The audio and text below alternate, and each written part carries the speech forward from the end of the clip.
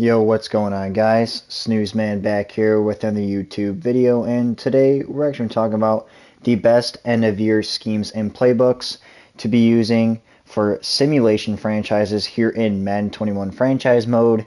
And this is an end-of-the-year video, so it's going to be one of the final videos. Really, I'm wrapping up on schemes and playbooks. I haven't gone to this topic in quite some time, so I feel like this is going to be very useful still at this point at the end of Madden 21 franchise mode.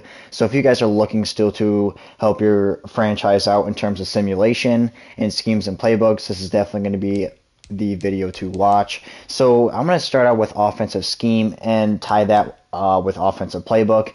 Now this is going to be similar playbooks to the playbooks I used back then in terms of best playbooks to use, but for simulation purposes I went with Cleveland. Now this is a vertical power run which I went with, which is very good because I have a 64% scheme fit right now, which is the highest out of all of these. Make sure you try to get it up to the highest scheme fit percentage you possibly can. Luckily for this one, Cleveland is more so a vertical power run offense. So it kind of ties into the offense I'm trying to use that I like a lot, and I have the highest amount of scheme fit players for this as well. So it ties in very nice here on my team. And for Cleveland's playbook, I really like it because it's an offense that requires some speedy receivers that are very good deep threat receivers, a versatile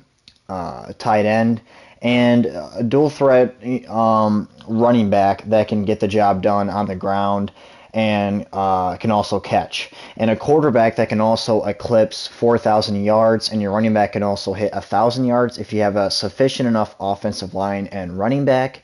You can easily meet those in this offense, so it's very balanced. As you can see, I think they have vertical power run right here. Focuses on tempting the defense to load the box with extra defenders via a commitment to the power run game, and then punishes them downfield with play action and shot passes, which is very unique because, again, you can pound it with a great running back and then go to the air if you have great deep threat receivers. So this is a great balanced offense if you have the right pieces in place and guys that you can thrive with, as long as you have a young enough, sufficient enough quarterback. And I definitely build through offensive line. Offensive line is definitely going to matter when it comes to this, guys. And running back, think second, because running back is going to be running behind that offensive line.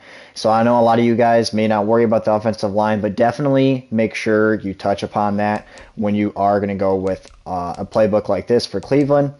And another thing I want to point out, guys, and this is very huge because you always get bonus XP really for scheme fit players. So scheme fit players get extra bonus XP that you can spend for skill points at the end of every year if they're scheme fit. So this is the highest one. Always try to put yourself at the highest one. Now, I didn't put it at the highest one. I actually have one that's at 100%, I believe, in here. Yeah, 46 defense. I can do this one. Honestly, it'd probably make more sense for me to do this, but Disguise 3-4 fits better with the playbook of John Harbaugh's defense, which I'm about to get into, so I went with that. But if you're not looking for specifics and trying to tie it with a playbook, try to put it at the highest so you can get as many scheme fit players as you can and earn as much XP as you can, guys. And that leads me into our defensive playbook, which is going to be John Harbaugh for the Baltimore Ravens. This defense, and I'll go up to defensive scheme here because it is a disguised 3-4 for John Harbaugh's defense. An offensive production is at an all-time high. Defenses need to be unpredictable to succeed. This defense draws strength from the flexibility of its symmetrical lineup, and it shines with disguised concepts and reliable fronts. So we talk about a flexible group of guys usually on the defense here, of the defensive side of the ball.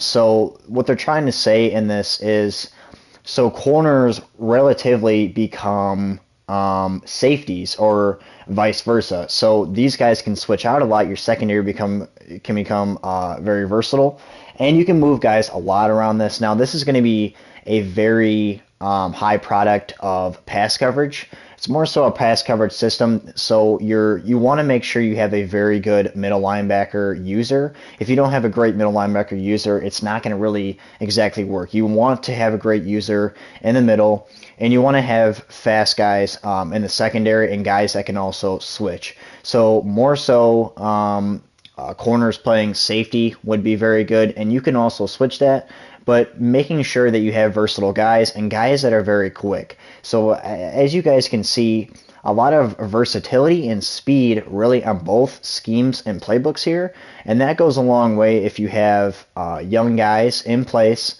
to succeed for the future on your team. And if you have those guys set up and in the right places and pieces, this scheme for defense and offense, and including these playbooks, are going to work very good, guys. So definitely get on to this, because this is going to work very good for you guys, and it'll help you for your simulation franchises, because I know for the most part, most do simulation franchises as of right now, because again, at this point, especially at this point, there's not a lot of people doing gameplays because it's kind of strenuous and there's really no point. But it is still really fun to do rebuilding, because there is rosters you can pull from community files, and you can rebuild with the most current rosters right now. So guys, hopefully this video did kind of help you out at the end of the year, and kept you up to date with your simulation franchises, and helped you with schemes and playbooks. And if this video did help you guys out, make sure you guys are leaving a like and hitting that sub button down below, and commenting down below any future videos you guys would like to see. And we did hit 400 subs, guys, so thank you guys so much for that. Now our next sub goal, I'm always going by 100 really now, so I'm gonna really want to get up to 500 subs, which is half of 1K. That's crazy to say, but that is my next sub goal I would really like to get, guys, in the nearby future. Again, thank you guys for everything. But again, guys, that will be it for today's video, and until next time, I will see you guys in the next one.